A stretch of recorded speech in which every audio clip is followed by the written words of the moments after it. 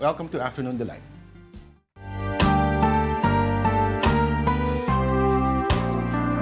Okay, it's January 31st. Naku, huling araw na ng Enero. Para ang haba-haba ng January, ano? Ang bilis. Oo. Na mahaba. Exactly. Ba't nga ba parang mahaba? Parang gano'n naman, sa no? may 31 days. Every year parang gano'n, ano? Parang ang dami-daming ganap lagi pag January. But it is the last day of the work week for many and the last day of the month, nga katulad ng sabi namin. And it is also the last day of our week-long celebration for the Lunar New Year. Kaya naman kami po ay hahabol pa sa aming delight of the day, which is wonton soup. Aba, wonton noodle soup. Wonton noodle soup. Kahapon kasi, yung minention mo, yung siomai, yung first experience mo, ay yung nasa soup. Correct. Oo. So medyo related naman, ano? May bonus lang tayong noodle. Pero bibihira yung yung wonton noodle nung bata ako. Parang hindi siya normally sinasama. Pero ngayon yata ginagawa na nila doon sa Mamunlok. Hello sa mga taga Mamunlok. Hello po. Opo, hello po sa mga matatandang waiters dyan, sa mga batang waiters. Sana mabilis-bilis ng konti. Joke lang. Okay, titikim ka ba? Mamaya, baka Mamaya masira yung na. lip tint ko eh. Ay, ganon. Sige. Okay. Meron ba? Lip tint? Wala. Hindi na masyadong halata. Okay. Mukha ka lang moisturized ang iyong lips. Yan. Okay, sige. Mamaya natin titikman yan. Umpisahan na natin agad ang balitaan sa nangyayaring rally ngayon sa EDSA. We have Mobile Journey Amy Atienza, who is now at the People Power Monument for the latest. Amy, what is happening there? What's the latest from your end? Yes, good afternoon, Lord. At Denise, nandito nga tayo ngayon sa EDSA Shrine. At kung makikita nyo sa aking likuran, isa yan sa mga party list na nakikiisa ngayon dito sa rally for the impeachment of Vice President Sara Duterte. At yun nga, kung maalala natin kaninang umaga, nagsimula na nga talaga ang rally. Pero yun ay sa People Power Monument sa may White Plains Avenue yan. Tapos ngayon naman, itutuloy nila yung rally nila against Vice President Sara Duterte para naman dito naman sa EDSA Shrine. At yun nga, kagabi din nagbigay na ng pahayag si former Finance Undersecretary Celo Magno. At sabi niya, ang laban naman daw na ito ay for two reasons. Una dyan yung 2025 national budget, pati yung confidential fund ni Vice President Sara Duterte. Yun muna sa ngayon, Lord Denise. Okay, 2:00 ang simula raw ng rally, diyan sa may Our Lady, sa may kanto ng Ortigas at EDSA, no? Sa EDSA Shrine. 2:00. Yes. Pero parang napapansin natin diyan sa likuran mo ay medyo manipis pa ang tao. Actually, yung marami pa rin kasi talaga yung pumapasok dito sa EDSA Shrine. At yung ilan nga, Lord, sinasabi nila na galing pa daw sa People Power Monument. Yung ilan kasi wala na din talagang masakyan at matinding traffic na rin kasi talaga yung nararanasan ngayon ng mga motorista. Kaya yun nga, paalala din ng mga otoridad na kung may alternative routes na pwedeng daanan ay doon na daw dumaan. Pero so far, sabi nga, 2 p.m. yung start, pero ito pa lang yung situation para nag-aayos pa lang dito yung mga tao na mangunguna para sa concert na gaganapin. So around 2:30 or 3 p.m. daw magsa-start na yung concert, pero magtatagal yan up until 8 p.m. And for the count naman, lagpas sa 5,000 yung tao dito sa EDSA Shrine. Pero kanina na-post din ni Senator former Senator Sonny Trillanes IV na meron nga daw around 40,000 people na nakidalo naman sa People Power Monument. Okay. Kamo, punta tayo doon sa sa yung posibilidad ng traffic, Amy. Sinasabi mo ba na ang suggestion na maghanap na ng alternative na mga ruta, barado na ba yung southbound EDSA? O northbound? Hindi pa naman. At kung makikita nyo naman dito, naman sa aking likuran, ito na yung daan. Hindi pa naman sobrang traffic. Pero yun nga, medyo magkakaroon kasi daw ng flock of people dito. Ang inaasahan daw kasi nilang dagsa ng tao is around 4 p.m. or 5 p.m. Dahil nga meron ding rally na nagaganap din sa Liwasang Bonifacio, pati na rin matutuloy daw yung sa People Power Monument mamaya yan 3 p.m. Meron ka naman nakita, Amy, ng mga notable personalities? Sino-sino ba sila at sino pa yung mga aabangan throughout the day?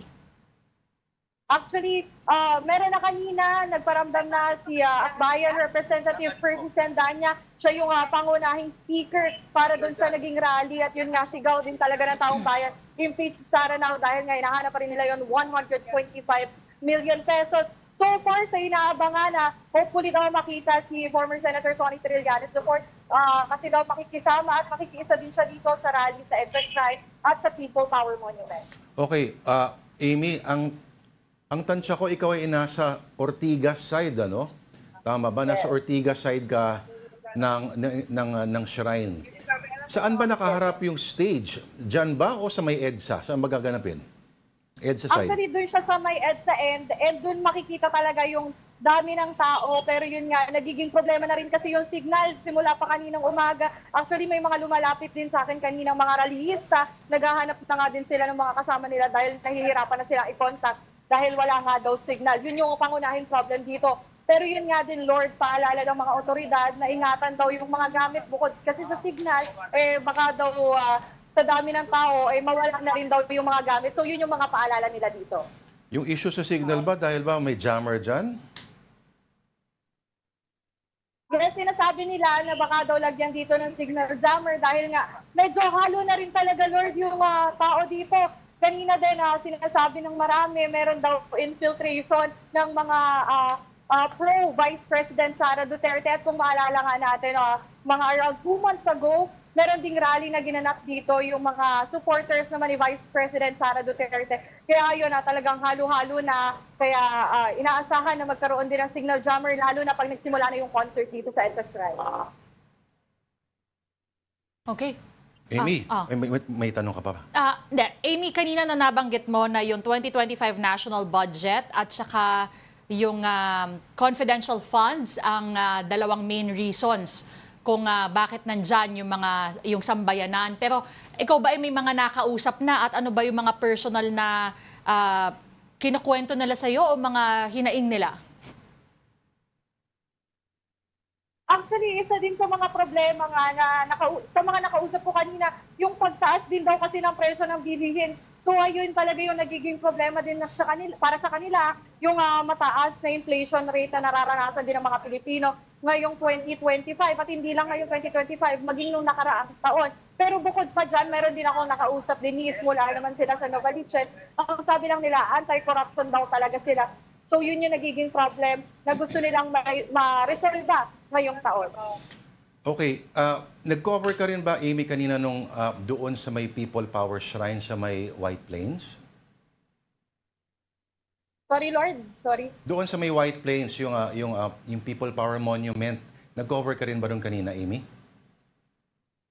Yes, actually, doon nagtipon-tipon yung mga rallyista na gustong sumuporta doon sa impeachment ni Vice President Sara Duterte. So doon sa area ng White Plains, nung umaga, around 9 a.m.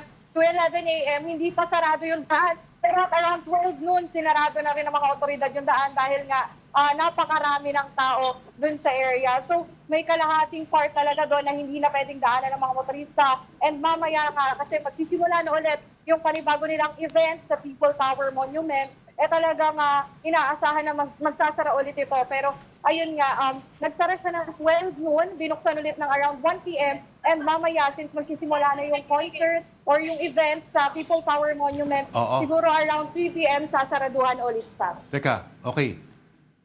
Yan sa shrine, sa EDSA Shrine, nangyayari ngayon activity. Pero yung concert ba, dyan din gaganapin o doon sa isa? Actually, 3 concerts, Lord, yung mangyayari. 3 events yung mangyayari. So, isa dito sa EDSA Shrine, isa sa People Power Monument, at meron ngayon kasalukuyan na naggaganap na concert sa Liwasang Bonifacio naman. Oo. Okay, pag sinabi mong sinarado yung daan kanina, aling daan doon? EDSA o yung White Plains na Sa White Plains Avenue siya, Lord. So, wala talagang nakakadaan na motorista kanina sa may White Plains Avenue dahil kumpul-kumpul na napakarami ng rallyista dun sa area ng White Plains Avenue sa may EDSA. Okay, so pero EDSA so far gumagalaw lang, ha, Amy? Yes. Yes. May idea ka ba, Amy, kung sino-sino mga magko-concert? Amy? Sorry? Oo. Sorry, Lord, sorry. May idea ka sino mga magpa-perform mamaya? So far, wala pang sinasabing, wala pa tayong confirmed names, pero meron daw kasing magiging speeches, lalo na sa mga supporters, and may mga bands mula sa mga kabataan na magpa-perform para nga dito sa impeachment ni Vice President Sara Duterte. So mga Akbayan Youth, ilan sa mga Akbayan Youth magpa-perform yan sila dito sa SS Shrine at meron din doon sa People Power Monument. No, pwede mo bang i-breakdown sa amin, let's say, kung Akbayan, kung pareho ba nilang hawak yung dalawang sites na yan, or yung nag-organize isa lang ba o magkaiba? Actually, magkakaiba sila, pero yung supporters kasi at saka yung mga members na Akbayan Youth, naghiwa-hiwalay na sila. Sila din yung ilan sa mga nakausap ko kanina na nagsabi nga na isa sa mga problema nila ngayon ay yung inflation rate. Pero yun nga, sa People Power Monument kasi ang pinaka nag-organize doon ay yung sa Magdalo Party List.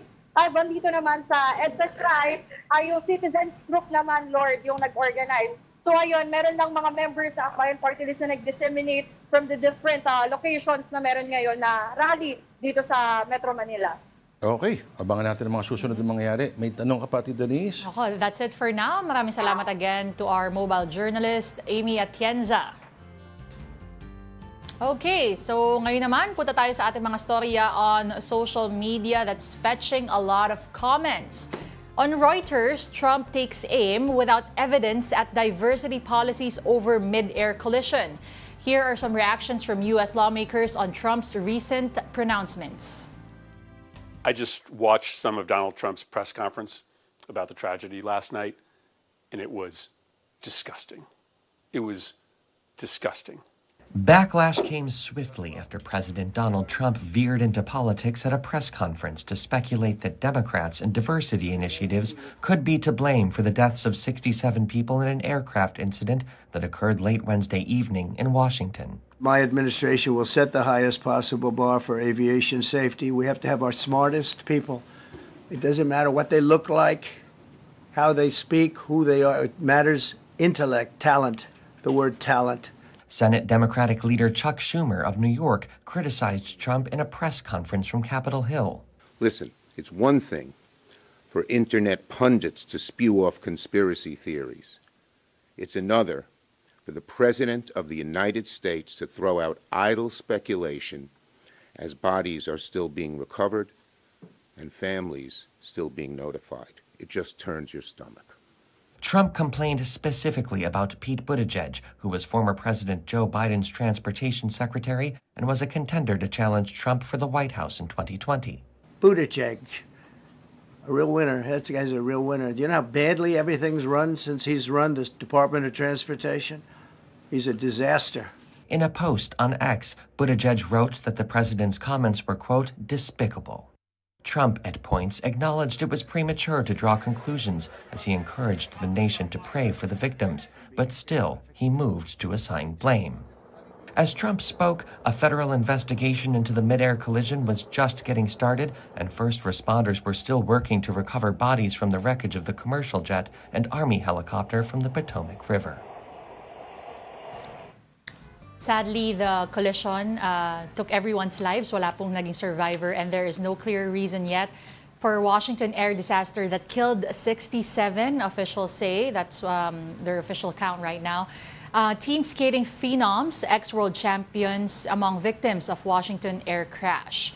And then Pentagon probes crash by experienced Black Hawk crew, halts flight, one Filipino killed in mid-air collision, and Police Colonel Pergentino Malabed, chief of the Supply Management Division. Malabed was on official travel at the time of the incident. Oh. Kagabi na sa isang report, yung isang aviation expert ikinakus, chinek naman daw, nag-acknowledge daw na nakikita ng eroplano yung helicopter. Napakalapit kasi sa airport at sa mga pinaka-basing airport daw yan. Lalong-lalo na yung area na dyan nagtitraining daw talaga yung mga helicopter pilots. At yung pagkabangga nito ay talagang sobrang puzzled ang lahat dahil nakita naman, in-acknowledge na nakita daw. Pero according to one witness, parang Roman candle daw na dambuhala yung naging yung spectacle. So matindi talaga yung pagkabangga. At para isipin mo na malapit-lapit sa airport at walang nag-survive.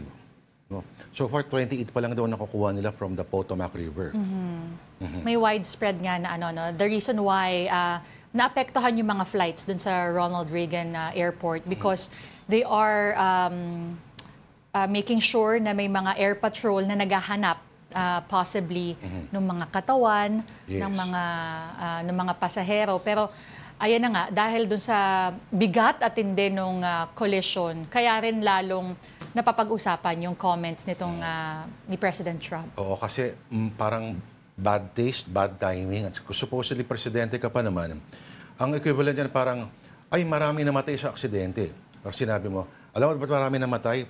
Dahil ang dami mong nilagay sa LTO na mga dilawan. Alam mo kasi Parang ganito ganun eh. ang- Ito pa, meron tayong mga quotes from President Trump. Ito ay habang hinahanap po ang mga katawan.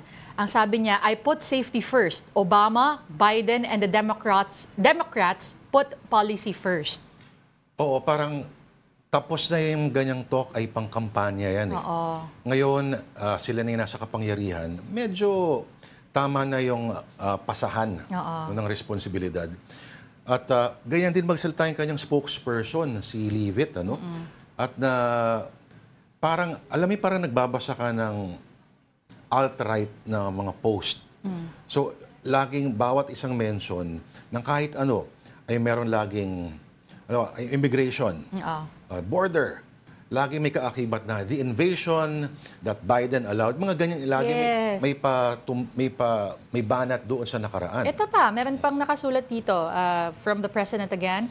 The FAA diversity push includes focus on hiring people with severe intellectual and psychiatric disabilities. Wow. That is amazing. Yan ang sinabi ni President Trump. Ang DEI, ano ba ibig sabihin ng DEI, Tita Denise? Ng ano? DEI, yung DEI hire na sinasabi. Pinag-uusapan dito yung DEI. Disability? No, diversity, Diversity. equity, and inclusivity. Inclusivity. Ito ay isang programa ng gobyerno noon na para bigyan ng pagkakataon. Kasi iba yung, sabihin natin, isang African-American at isang Caucasian, parehong intellect, aminin natin na kadalasan ang ma-hire ay yung puti. Di ba? So may mga ganun may kinalaman sa race, etc. Itong DEI, ngayon ay dinidemonize no, ng mga alt-right at mga Republican sinasabi na, kaya lang nakuha yan kasi he's a person of color. Ito, sabi niya, with severe disabilities, the most underrepresented segment of the workforce, and they want them in and they want them, they can be air traffic controllers. At yun yung isa sa mga sinisisi niya. Parang wala naman yata ebidensya na yung kinuha ang mga air traffic controllers ay may problema sa pag-iisip o mababa yung IQ. At hindi porque hindi Caucasian, hindi puti, iba accent, at hindi porque homosexual ay may problema sa pag-iisip. Kasi ganyan yung sweeping conclusion kasi nila. No? At air traffic control sa mga pinakamahirap na trabaho sa buong mundo yan. Pinakamataas ang stress level. Imagine mo. Hawak mo, represented by little bleeps lang on the monitor, are lives. Isang eroplano, ilang buhay ang dala-dala niya. Correct. And again, 67 lives were lost in that collision. And it's not been 48 hours since those statements Correct. have been At made. tama, kasuklam-suklam ngayon ganyang hirit, no? Na, You're at just least informing the families pa lang, di ba? Binibreak mo pa lang sa kanila ano ba pati. naman yung makiramay ka? Oo. Makiramay ka at ito agad may politika agad eh. Alam mo yun, pang ilang araw lang ni Trump sa ano. Parang nakaka-stress. Parang 2016 sa Pilipinas, bawat araw may bago sinasabi at nakaka-stress. Ay, DEI. Alam ba, sinasabi na, kaya lang naging si Kamala Harris, DEI, kasi ang mga ganyan, mga katulad ni Kamala daw ay persons of color ay hinahayaan na. Kasi kawawa naman ang lahi ninyo, mga ganyan-ganyan.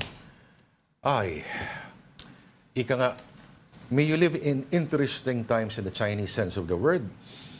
Malamang ito yata yung interesting times in the Chinese sense of the word. At this point, silipin natin ang mga komento ng mga viewers natin sa Facebook, YouTube, and TikTok.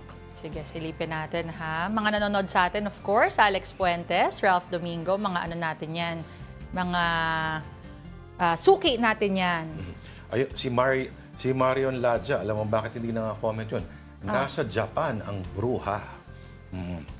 Oo, Raja Laya, kung nanonood ka, arigatou gozaimasu. At of course, si Alex Fuentes ang Bacolod din, nakatutok pa rin. Elmo Cardenas. Yo. Ito ba yung binati mo? Yeah, tama.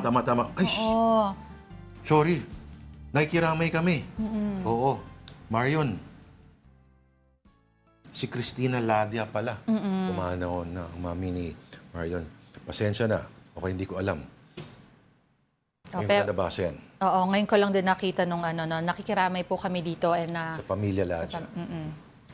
Okay, batiin rin natin yung mga ibang nanonood sa atin. My mom is watching. Hello po. Hello, tita. Okay, bakit parang nag-uusap-usap na sila dito? Martin S. Oo. Sabi ni Page Breaker, Shabu, Tito L, Tito D. Sherwin, Good Vibes Friday. Enjoy the weekend. Bea Dalisay, Happy Friday daw. It's me. Hi, parang hinabol ng Black Hawk yung airplane. Grabe yung Hindi pa ako nakakita ng footage. Ayoko tingnan eh. Ang nakita ko lang yung pinakita din natin is yung nakita mo na nighttime tapos parang may nag-spark na malaki. Oo. So, Yung pa yung Potomac River pa. Ang lamig-lamig ng ganitong panahon, almost freezing temperature. So, kung sino man ang mahulog doon, medyo, alam natin yung ice water, ano? Isipin mo, isang buong ilog na ice water. Oo. Alright. Mamaya, tutuloy natin mga pagbati po natin. Okay. right now, let's check out the hottest stories in entertainment. Netflix has announced that the much-anticipated final season of Squid Game will be released on June 27 this year. The series, which became a global phenomenon in 2021, quickly became Netflix's most-watched original series with 142 million households tuned in. Meanwhile, Netflix has just released the main trailer for romantic comedy film Social Climbers, starring Maris Racal and Anthony Jennings. Social Climbers will be available exclusively on the video streaming platform beginning February 27. And the Album of the Year battle in this year's Grammys is shaping up to be the most anticipated part of the Music Awards show. Beyoncé's Cowboy Carter and Taylor Swift's Tortured Poets Department albums are both up for that honor for the first time in 15 years. This face-off reminds fans of their 2010 nominations when Swift's Fearless beat Beyoncé's I Am Sasha Fierce. Alright, still ahead, may motorcycle stunts pa rin ba sa Marilake Highway? Alamin natin yan sa pagbabalik po ng Afternoon Delight. Stay tuned.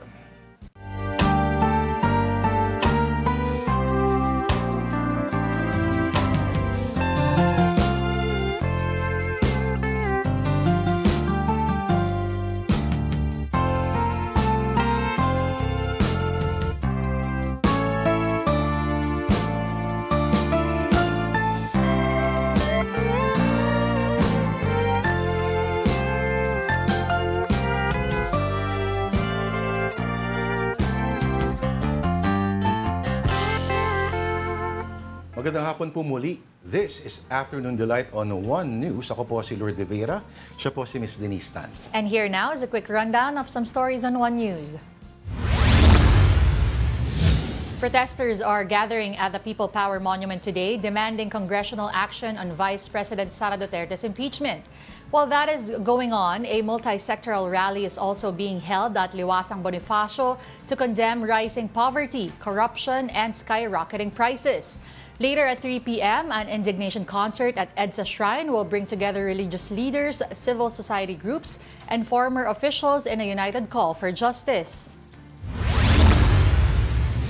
It's a packed day for President Bongbong Marcos, starting with a meeting with United Nations Resident Coordinator Gustavo Gonzalez in Malacanang.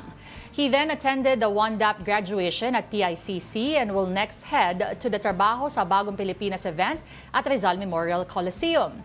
Later, he will address the Partido Federal ng Pilipinas event to guide party members ahead of the 2025 midterm elections.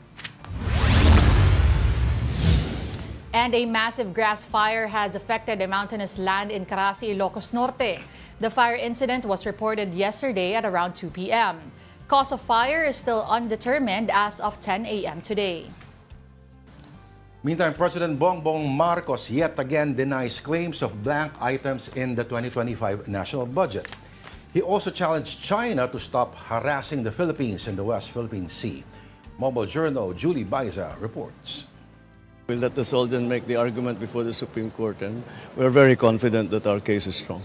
Iyan ang reaksyon ni Pangulong Bongbong Marcos sa inihaing petisyon ng kanyang dating Executive Secretary na si Vic Rodriguez at ni Davao Representative Isidro Ungab na layong ipawalang bisa ang 2025 General Appropriations Act. Sa petisyon sa Korte Suprema, kinuwestiyon ni na Ungab at Rodriguez ang sinasabing blank item sa Bicameral Conference Committee report. Sabi naman ni PBBM, I don't know why they bothered to file that because napakahirap ng kanilang assertion. Because I reviewed it, analyzed it, and yes, in parts, vetoed it. And so for those of you, and up to now, I cannot find those damned blank items. We'll keep looking, but I really am convinced that they simply do not exist because it is not allowed to exist. Git pa ng Pangulo, bahagi ng destabilization sa gobyerno ang ginagawang pagkwestiyon sa pambansang pondo. Sakali raw kasing pumabor ang Korte Suprema sa petisyon, walang contingency plan ng pamahalaan. No, we shut down everything.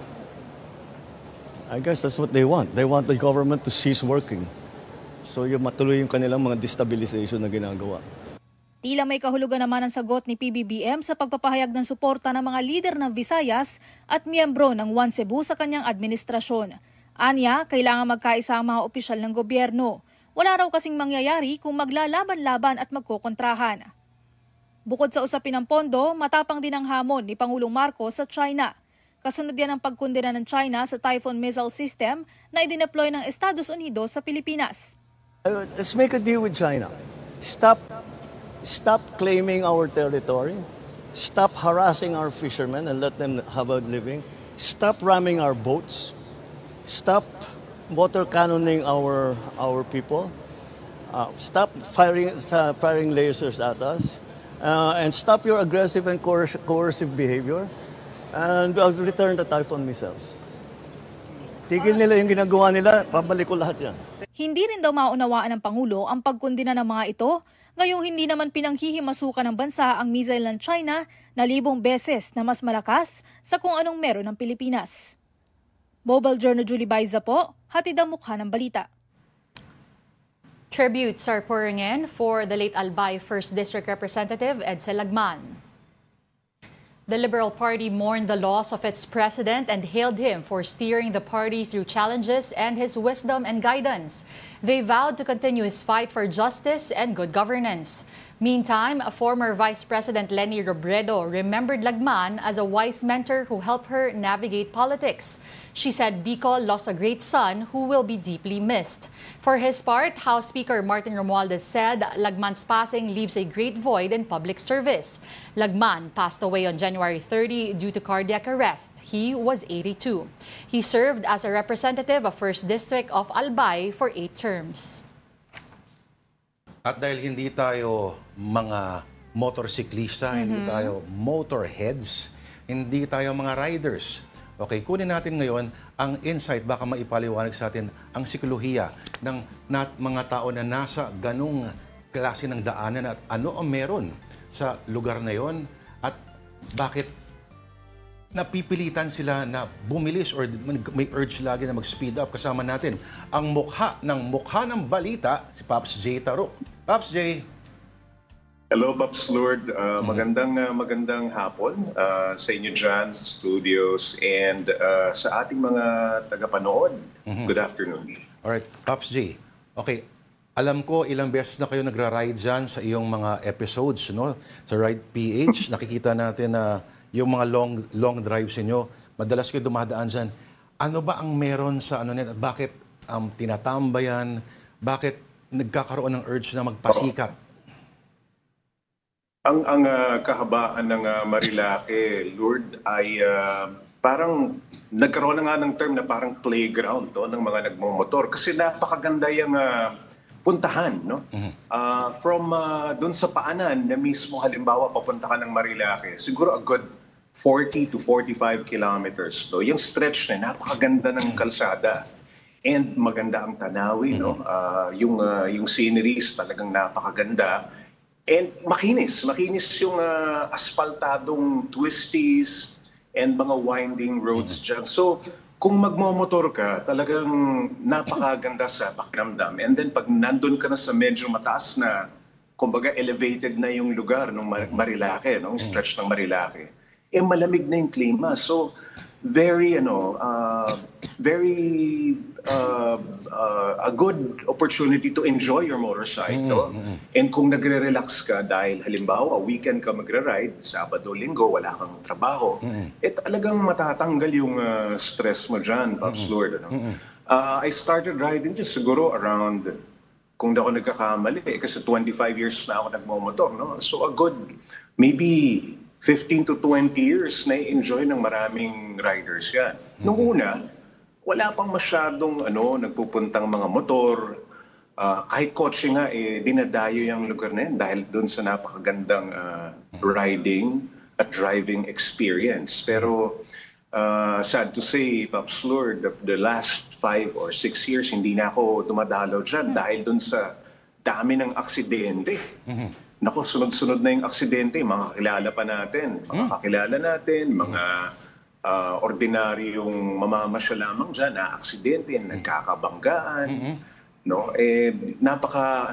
It's a sad thing to happen dito sa sayang yung Marilake, napakagandang lugar yan. Pops J, masingit ko lang. Kung napanood mo yung video ng aksidente, sa biking maneuvers, sa riding maneuvers, ano ang maling ginawa nung nag-Superman supposedly? At sa equipment niya, ano yung mga pagkukulang niya? Siguro kung sarado or sa isang enclosed na riding space mo gagawin yan, at yung walang posibilidad na makasakit ka o makadamay ka ng ibang tao, no? Pwede mo subukan yan siguro, no? Kung trip mo lang or gusto mo subukan kung kaya mo.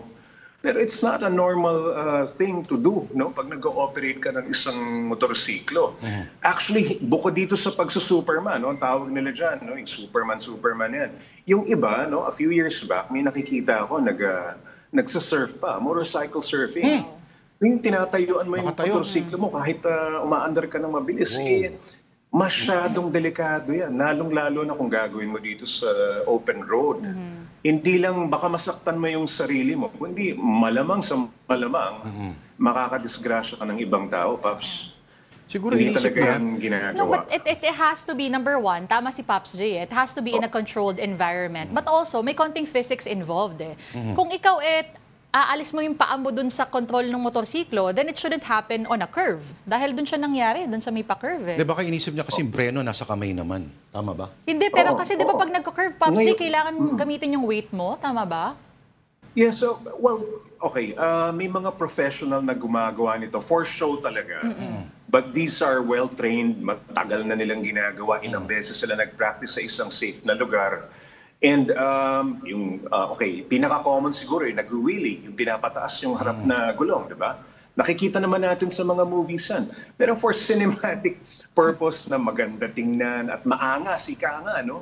But you don't do it in an open road. Maling-mali talaga yon. And siguro masasabi ko na kung gusto mong gawin yan, gusto mong subukan yan, at gusto mong maging profession na isang motorcycle stunt rider, karirin mo, gawin mo sa isang ligtas na lugar, hindi itong regular Sunday ride na maraming tao. And yun nga yung sinasabi ng mga authorities, nai-engganyo, no? Nai-encourage yung ating mga content creators, vloggers na inaabangan nila, inihintay nila magpasikat and mag-exhibition yung mga riders. And parang chicken and egg, parang yung iba, sinusubukan na pag ginawa ko to, siguro, diba, kukunan ako nitong mga content creators na to, itong mga photographers, videographers. Pero on the other hand, inaabangan na rin minsan ng mga content creator dahil alam nila itong corner na to. May mga aksidente. Kasi, Pops, kung i-describe ko sa ito, galing ka ng Manila. No, napakaganda ng curve niyan ang lawak. And makinis yung kalye. Ang ganda, pag kinunan ka ng picture, parang ka talagang napakagaling mo magmotor. yun yung dating, yung parang yung sikat na MotoGP, no? Yung pinakasikat, parang Formula 1 ng mga nagkakarera sa kotse. ang ganda kasi ng angulo na yan. So, may pwesto yung mga photographer at videographer na inabangan talaga nila na, okay, sana may magpasika. Sana merong gumawa ng something na outrageous. Pero yung ginawa mo yung pagsusuperman, lumiliko ka, nakadapa ka sa motor mo. That's, hindi ko ma-imagine kung paano ka andar ng matino nun eh. Pops J, nag-deep dive ako sa mga aksidente dyan sa Marilaki, no? May iba pa, hindi sila naka-special gear, mga naka-ano lang, yung, alam mo yung naka-slacks lang na manipis, yung iba naka-shorts pa. Na-imagine Iba ko chinelas. pag kumakaskas ka sa daan, ang sakit nun. Oo. Pops, pag pinag-uusapan yung responsible riding, no, unang-una, mula sa ulo, proper helmet. Hindi lang basta helmet yung ginagamit mo. Kinakailangan, meron tong seal of approval ng mga agencies na pagka ginamit mo at na-aksidente ka, ligtas yung ulo mo, di ba?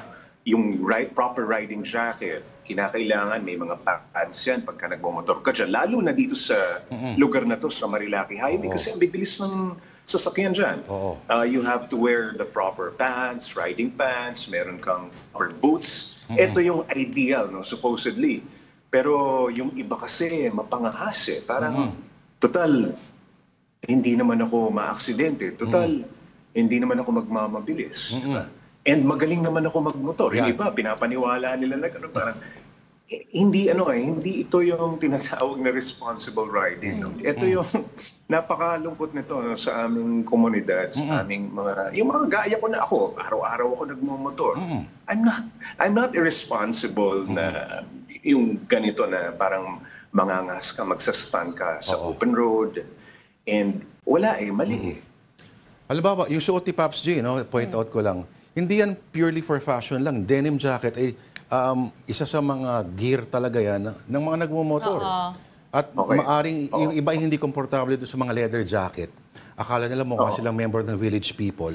Pero kasama talaga yun sa safety. Diba, Paps, may tanong ako, Paps J, kasi diba yung iba, sasabihin nila, feeling nila safe naman sila, hindi nila kailangan ng extra gear. Pero para lang klaro tayo, there's no workaround po, no? Kailangan mo talagang bilhin yung mga, kung ano man yung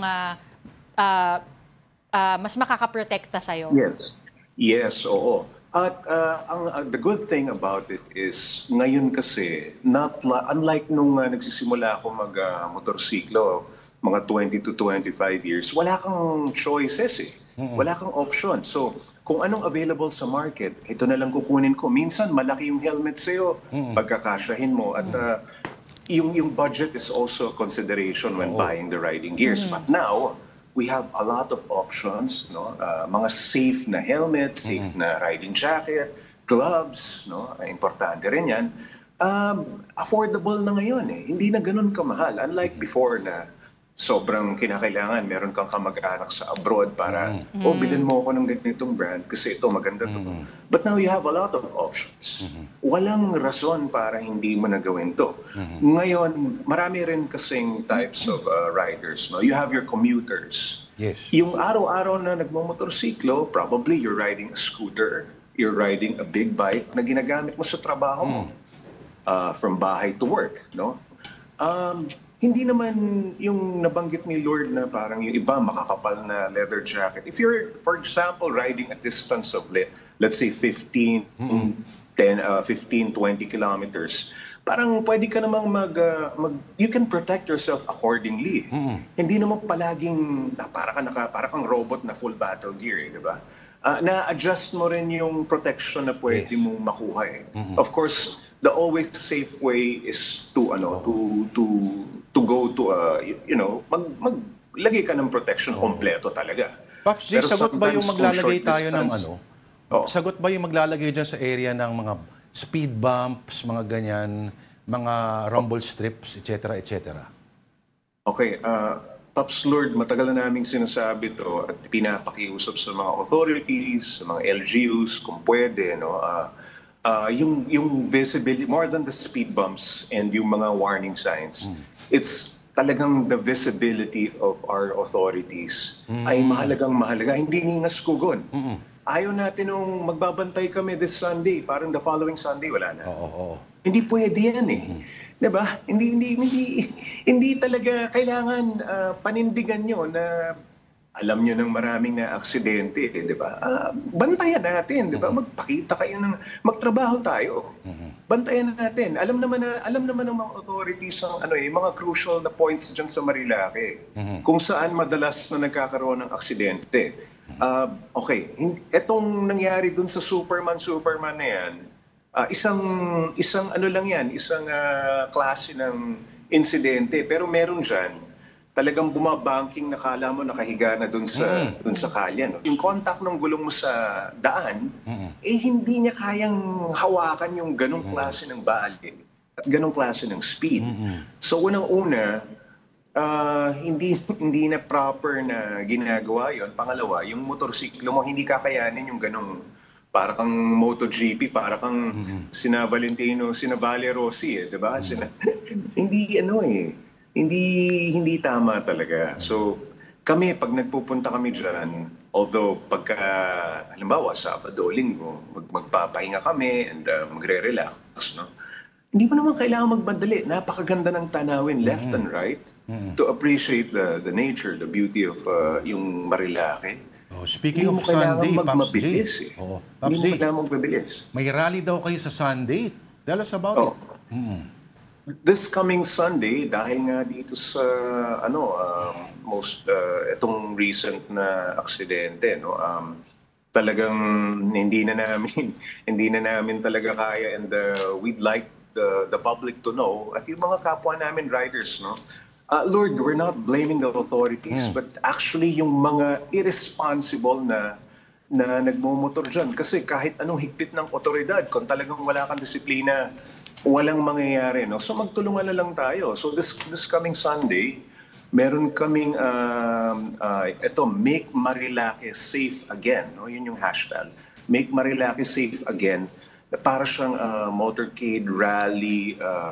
And we would like to invite all the riders, yung mga fellow riders namin, at yung ibang mga gustong makisa sa amin. No? Sana dito sa Shell gas station, Boso-Boso, no? This is part of Marilake already. Magkikita tayo dyan mga around 6 to 8. No? 8 o'clock, so mag-assemble muna, and then 8 o'clock, we'll ride, no? Safely, orderly, no. Ito yung papakita namin kung paano yung dapat na maayos na na pagsasagawa ng isang ride, and then magkakaroon kami ng maiksing programa, no, dito sa, if I'm not mistaken, isang gym dito sa not far from Boso-Boso, no. So it's a short ride na kasama namin yung mga small displacement, mga big bike riders na nasawang-sawa na talaga dito sa ganitong klase ng yung pagra-ride ng irresponsable. And ano pa ba ang pwede natin gawin? So baka pwede natin pag-usapan doon. So we're inviting all the riders to join and participate kung pwede. At for more details, abangan nyo mamaya ang Mukha ng Balita kasama si Pops J din. Dito rin po sa channel na to. Pops J, maraming salamat at belated happy birthday. Hi, belated Thank happy you so much. birthday. Maraming salamat sa inyo. Mabuhay Afternoon Delight. Alright. Nag-uulat live mula sa Brixton Art Space sa Brixton Street. Diyan malapit lang si Pops J. Taruk, ang motorcycle enthusiast and Mukha ng Balita host. Alright. Okay, this Afternoon Delight on One News. We just need to pause for a break. We'll be right back.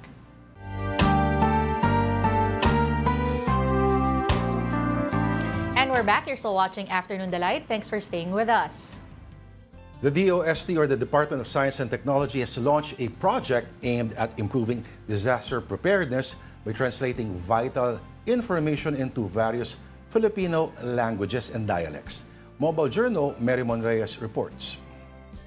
Sabi nila, experience is the best teacher, at ginamit nga ito ng DOST at FIVOX bilang gabay sa disaster preparedness. Tagalog, Kapampangan, Cebuano, Hiligaynon, at sa taong ito ay Ilocano at Bicolano. Ito ang mga lengguwaheng makikita at mababasa sa Disaster Narratives for Experiential Knowledge-Based Science Communication o ang DANAS Project na pinamumunuan ng Department of Science and Technology at Philippine Institute of Volcanology and Seismology. Naglalaman ito ng mga personal narratives ng mga lokal na mayroong karanasan pagdating sa lindol, tsunami, at mga aktibidad ng bulkan sa mga rehiyon. Kaya ang mga technical at scientific terms sa natural disasters at paghahandang kinakailangan, madali nang maintindihan dahil nakasalin sa lingwahe ng mga lokal, kasama ang mga visual aids sa source books. Hindi lahat ng pagkakataon, alam ng mga tao yung tawag, yung tamang termino. Pero natin-describe nila yung nangyari sa kanila. Like, nakita nila sumirit at bumulwak yung putik.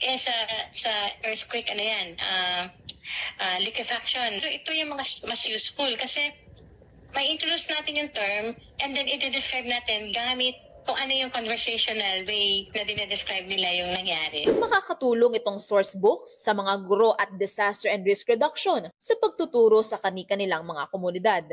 Sa teaching kasi mas maganda kung ang natuturo mo sa bata, yung local na experience and local na history. Isang balakid ay yung pagkakaiba ng lengguwahe.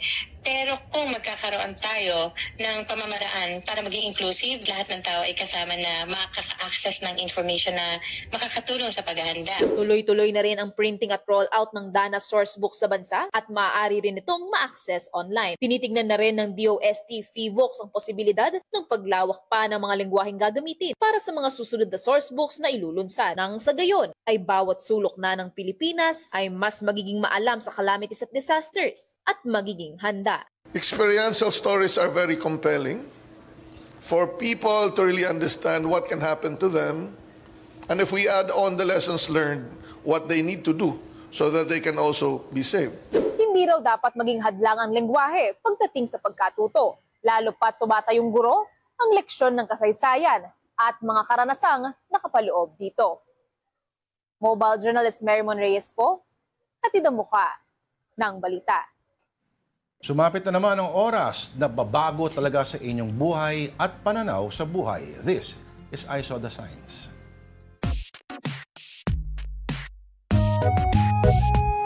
Alright, today's edition, pakredito owner ulit ng masigasig dating viewer na si Magsi Alcantara. What will we do without you? Magsi, na balang araw i-guess natin sa show na to na sa kanyang ambag. First photograph. Basa mo? Usap-usapan na matagal na raw artista si Diwata at nahagip sa pelikula ni Nora Honor. May pamukha ni Diwata. May parang ahoy. Oo, ang ganyan. Ang pelikulang ito ay galing sa pelikulang Bona. Isa sa mga paborito ko yan, na dinirect ni Lino Broca. Ako, hanapin ko yan mamaya. Ang ganda ng pulang brief dyan ni Philip Salvador. Promise. Okay, sige. Noted. Okay, next. Ginawang role. Okay. Kilala mo Is that to? Kelly? I think that's Kelly Williams. That was, ano bang ano to? Sino yung player na isa? Ito yung guest team natin galing Hong Kong in a past conference. Oo. Alam mo, si Kai Soto, maraming pwedeng gawing deodorant roll-on. Oo nga, no. Medyo ano na to. Lumabas na to before, yes. Next. Ginawang roll-on. Sana hindi agad malobat. Kasi yan ka parang kandila na app. Okay. Good luck, iPhone yan. Nako, good luck. Yung iPhone ko din, napakabilis na ng baterya. Nako, paraan yan ni Steve Jobs at ni Tim Cook na sabihin na bumili ng bago. Upgrade. Titipid tayo. Okay, send us your signs at afternoondelighton@gmail.com kung kayo po ay may mga nakitang mga ganyan nakakatawa. Okay na ba? May oras pa ba tayo? Nako, medyo bitin tayo. So that will have to do it for us this week and this month. Nako, February na bukas. Thank you for watching Afternoon Delight. I'm Denise Tan. Join us again next month. Take note, Lunes, 2:00 Tandaan ang kasabihan, ang buhay daw ay parang bisikleta lamang. Para magtuloy-tuloy ka lamang at hindi sumemplang. Huwag titigil. Diretso lang. Ako po si Lord De Vera. Have a delightful afternoon. Tara, bike tayo.